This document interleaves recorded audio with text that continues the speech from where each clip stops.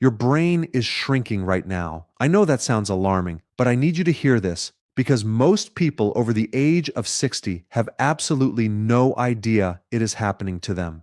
Brain shrinkage, what doctors call cerebral atrophy, is not just something that happens to people with Alzheimer's. It happens to all of us as we age. The question is not whether your brain is losing volume. The question is how fast and whether the things happening in your daily life are making it worse without you knowing. Today I am going to share with you the 6 signs that your brain may be shrinking faster than it should. Some of these signs you will recognize immediately. Some of them will surprise you. And after the signs, I am going to spend a significant amount of time on what the research actually says about slowing this process down. Not vague advice, but specific science-backed steps. Because this is not a one-way road. And that is the most important thing I want you to understand before we begin. Stay with me. Let me start with one number that puts everything in perspective. After the age of 40, the average person loses about 0.4% of total brain volume every year. That is the normal baseline. But research also shows that certain lifestyle factors, things happening in your daily life right now, can double or even quadruple that rate. The damage builds silently for decades. No obvious symptoms, no warning on a blood test, just a quiet, accelerating loss that eventually shows up as memory problems, personality changes, and cognitive decline. That is why the signs I'm about to share matter so much. They are your body telling you that something is happening that deserves your attention right now, not next year, not when it gets worse. Now, let us go through them one by one. Sign number 1. You are losing words in the middle of sentences. This is one of the earliest and most consistent signs of accelerated brain shrinkage, and almost everyone dismisses it as normal aging or tiredness. You are speaking. You know exactly what you want to say, and then the word simply disappears. You circle around it, you describe it. You say, that thing, but the word will not come. Doctors call this word-finding difficulty, and it matters because it happens for a specific reason. The areas of the brain responsible for language and verbal retrieval begin to shrink before the memory centers do. This means that losing words mid-sentence is often the first cognitive sign that volume loss is outpacing what is normal for your age. It is not a memory problem yet. It is a retrieval problem. The information is there. The pathway to get to it is narrowing. Think of it like a road that is slowly getting narrower. The destination has not changed, but the route is becoming harder to travel. If this is happening to you several times a day, not occasionally, but regularly, it deserves attention. Now, I want to make something important clear. Occasionally losing a word, especially when you are tired or stressed, is completely normal at any age. What I am describing is a pattern, a consistent, noticeable change from how you used to be. That is the signal to pay attention to. Sign number 2.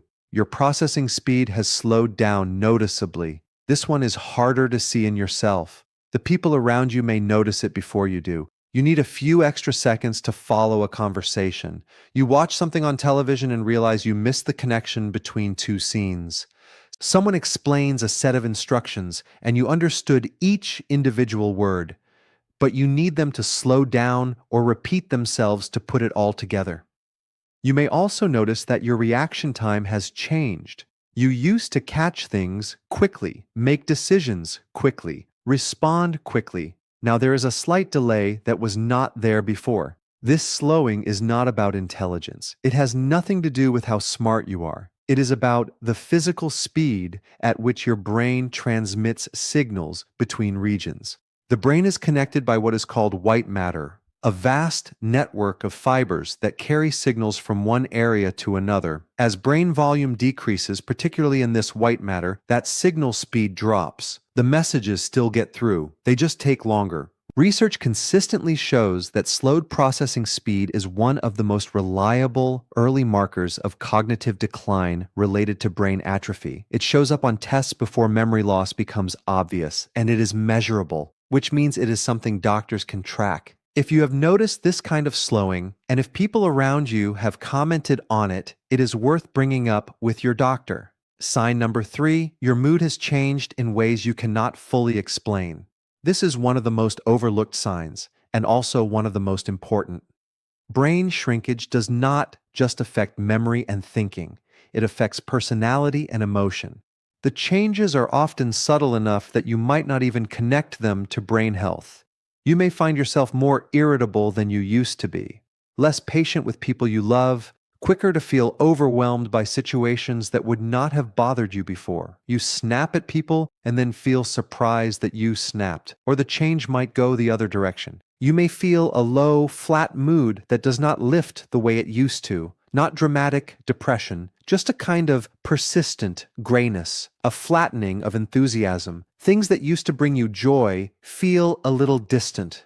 This happens because the prefrontal cortex, the front region of your brain that handles emotional regulation, impulse control, patience, and decision-making, is one of the areas most vulnerable to early atrophy. When it loses volume, emotional regulation becomes harder. Not because something bad happened in your life, not because your relationships have changed, because of a physical change inside your brain. I want to say something important here. Depression in older adults is often undertreated precisely because people assume it is just a normal part of aging. It is not. And if brain atrophy is contributing to mood changes, which research clearly shows it can, that is a medical issue with medical solutions.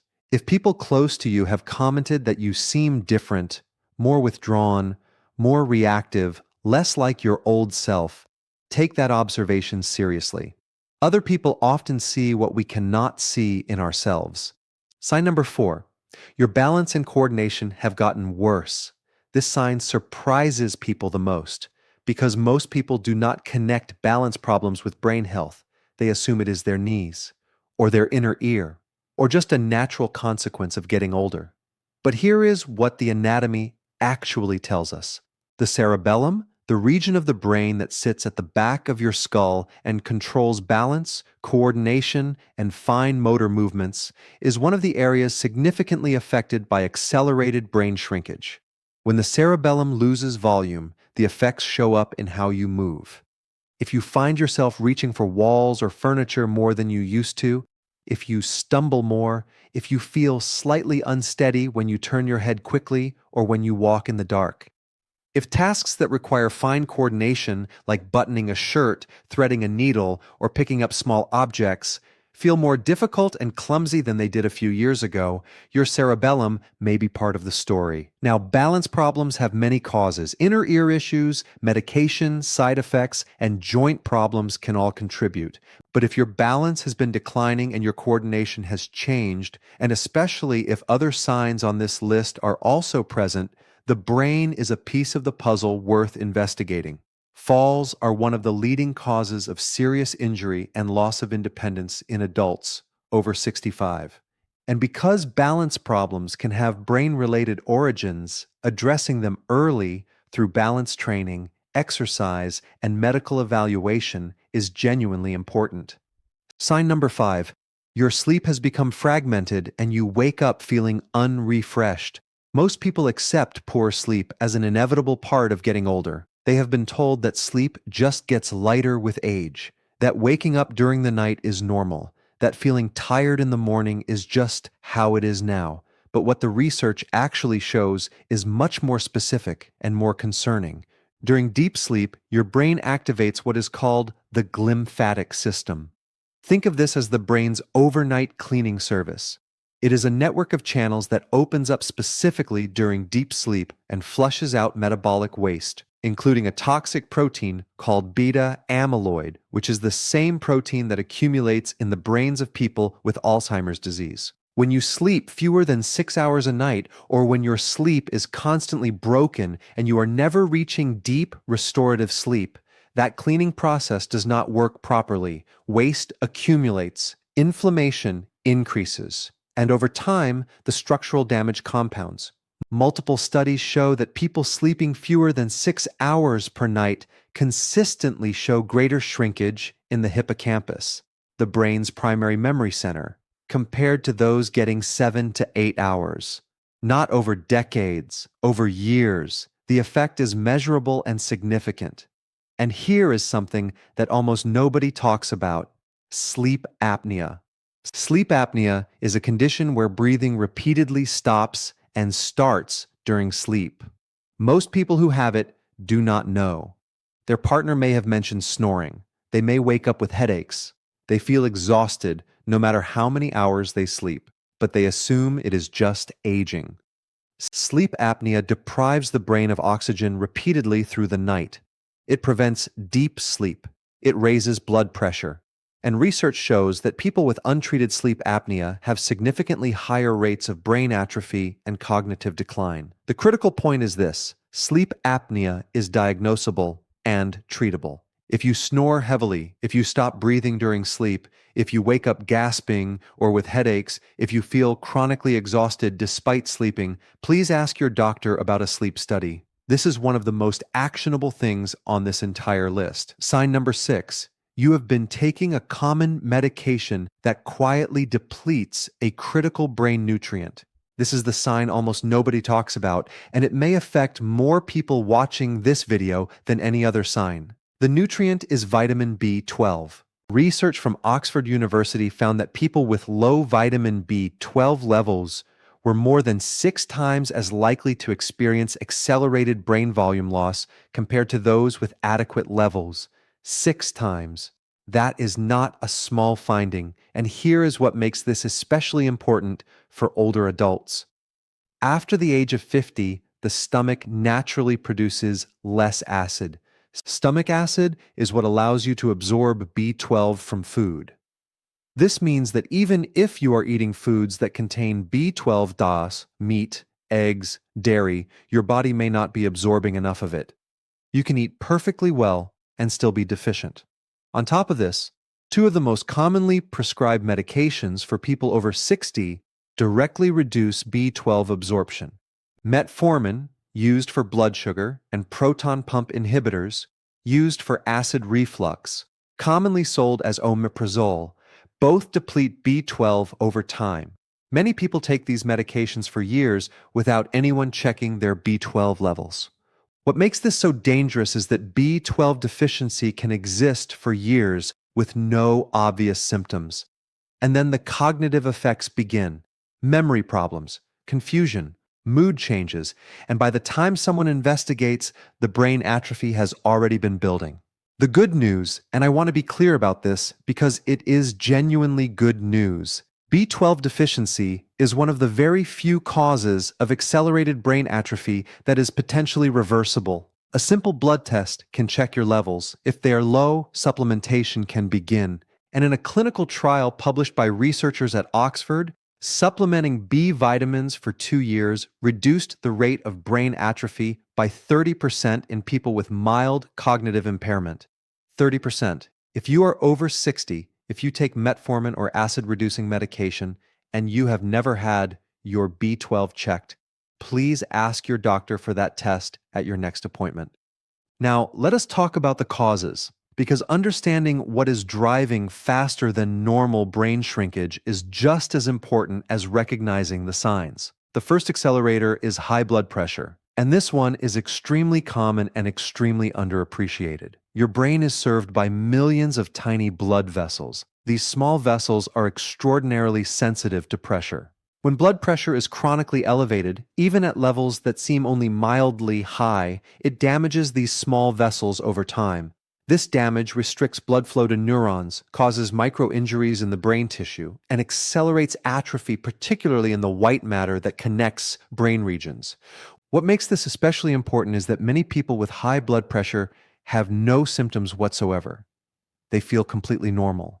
They have no headaches, no dizziness, nothing to tell them that damage is accumulating inside their brain day after day. High blood pressure is sometimes called the silent killer because of what it does to the heart, but it is equally a silent destroyer of brain tissue, and it is controllable with medication, with lifestyle changes, with regular monitoring. If you do not know your blood pressure numbers, find out. If your numbers are above 130/80 consistently, talk to your doctor about what to do about it. This single action may be the most protective thing you can do for your brain. The second accelerator is chronic stress, and what it does to your brain is very specific and very physical. When you are under sustained stress, not occasional stress, but the kind of low-level chronic stress that many older adults carry from health worries, financial concerns, caregiving responsibilities, or loneliness. Your body releases a hormone called cortisol. Cortisol in short bursts is useful. It helps you respond to challenges. But when cortisol levels remain elevated for weeks and months at a time, it becomes directly toxic to the hippocampus, the brain's memory center. Neuroimaging studies have directly observed that people living under chronic stress have significantly smaller hippocampal volumes than their peers of the same age. And hippocampal volume loss correlates directly with memory impairment and accelerated cognitive aging. Here is something particularly important about this for older adults specifically. Loneliness and social isolation produce the same chronic stress response in the body. When a person feels chronically isolated, not just alone, but genuinely disconnected from meaningful human contact, their cortisol levels remain elevated. Their brain stays in a kind of low-grade threat mode, and the damage to the hippocampus accumulates. A major study published in The Lancet found that social isolation is linked to a 50% higher risk of dementia. Not a small increase. 50%. This does not mean that being introverted or enjoying time alone is harmful. It means that chronic unwanted isolation, the kind many older adults experience after losing a spouse, after moving, after children move away, after retirement removes their social structure, is a genuine biological threat to the brain. If you are spending most of your days with little meaningful human interaction, this is something to address, not just for your emotional well-being, for your brain. The third accelerator is blood sugar. And this is one that gets far too little attention in conversations about brain health. The brain consumes more glucose than any other organ in the body, but chronically elevated blood sugar is actually damaging to brain tissue. High blood sugar damages blood vessels, promotes inflammation, and creates what some researchers now call brain insulin resistance, a state where the brain cells struggle to use glucose properly. Studies show that people with type 2 diabetes or prediabetes have significantly higher rates of brain atrophy, particularly in the hippocampus compared to people with normal blood sugar, and the damage begins long before a diabetes diagnosis. It begins at the pre-diabetic stage, which by many estimates affects 1 in 3 adults over 60.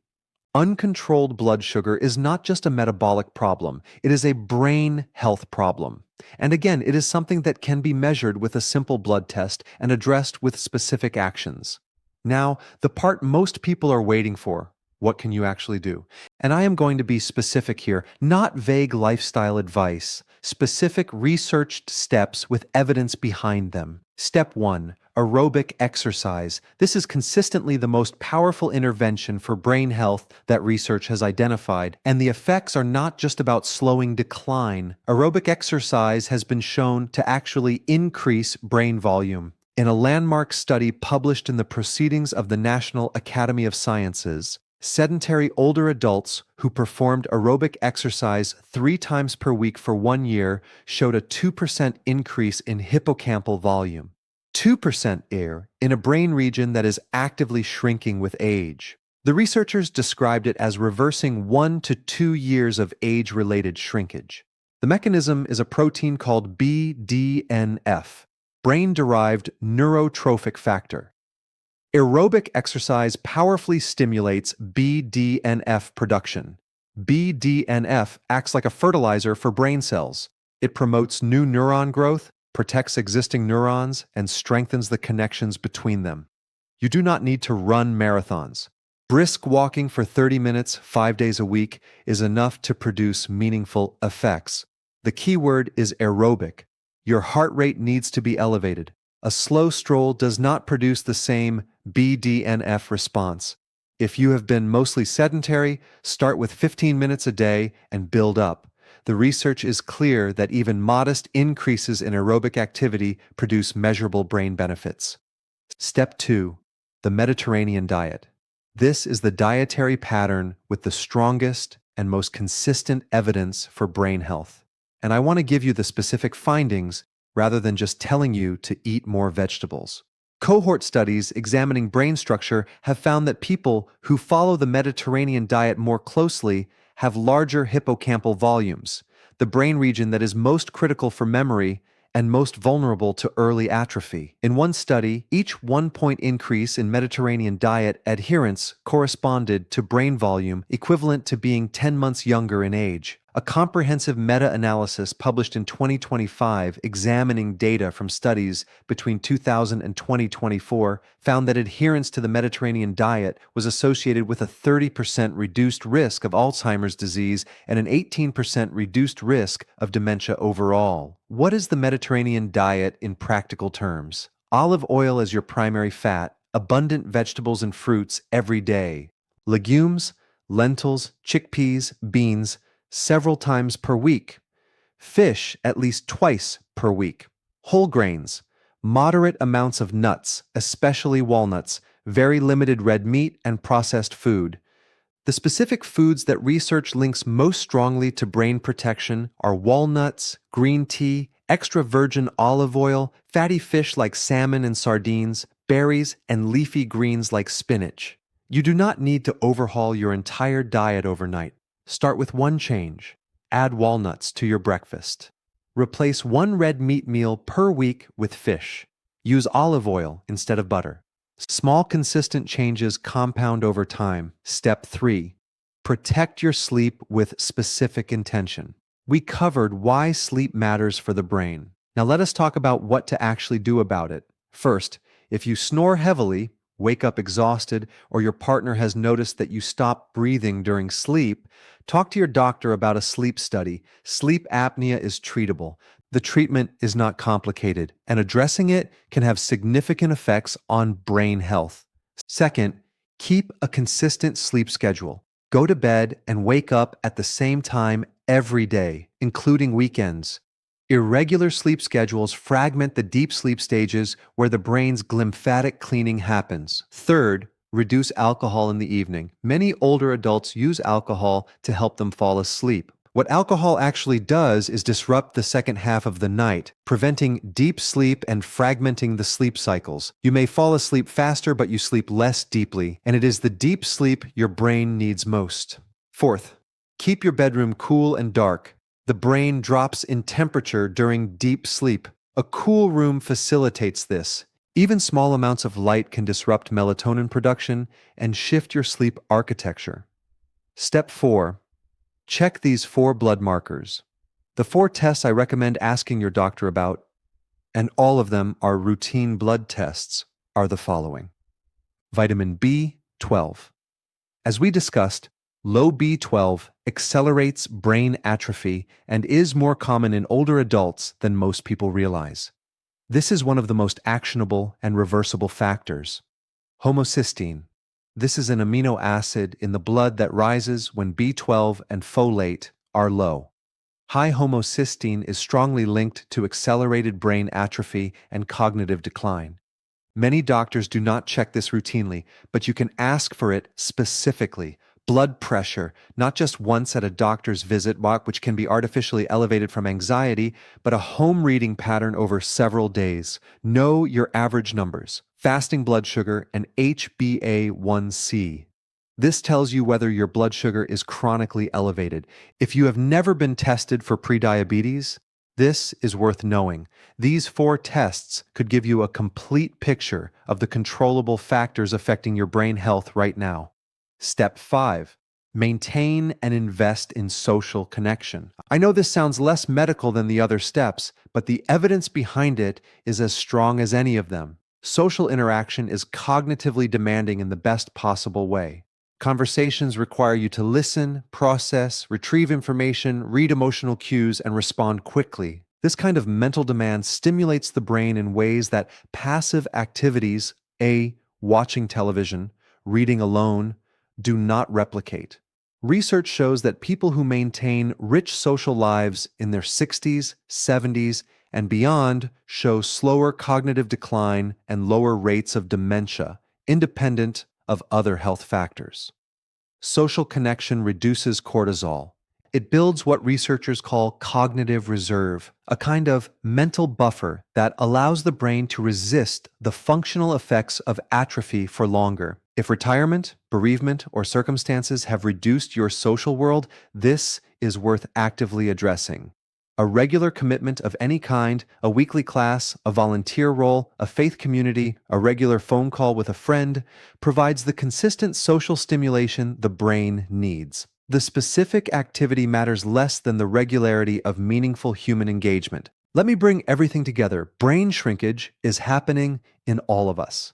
The question is whether it is happening at the normal rate, or whether daily habits and medical factors are accelerating it. The 6 signs I described today, losing words mid-sentence, slowed processing speed, unexplained mood changes, worsening balance and coordination, fragmented unrefreshing sleep, and a possible B12 deficiency from medication or poor absorption, these are your body's signals that the rate may be higher than it should be. The 5 accelerators we discussed, high blood pressure, chronic stress and isolation, blood sugar dysregulation, poor sleep, and alcohol, are factors that research clearly identifies as drivers of faster atrophy. And the interventions, aerobic exercise, the Mediterranean diet, protected sleep, targeted blood testing, and sustained social connection, are not speculation. They are backed by some of the strongest evidence in modern neuroscience. Here is the bottom line. You cannot stop your brain from aging. Nobody can. But the research is very clear that you have meaningful influence over the rate. The choices you make in your 60s and 70s shape your brain health in your 80s and 90s.